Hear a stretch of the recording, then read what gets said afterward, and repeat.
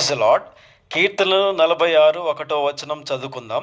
దేవుడు మనకు ఆశ్రయమును దుర్గమునై ఉన్నాడు, ఆపత్కాలంలో ఆయన నమ్ముకొనదగిన సహాయకుడు.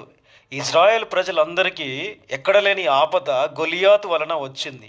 ఆ సమయంలో దావీదు దేవుని మీద నమ్మకంతో దేవుని సేవకుడుగా మంచి నమ్మకుడుగా ఉన్నాడు.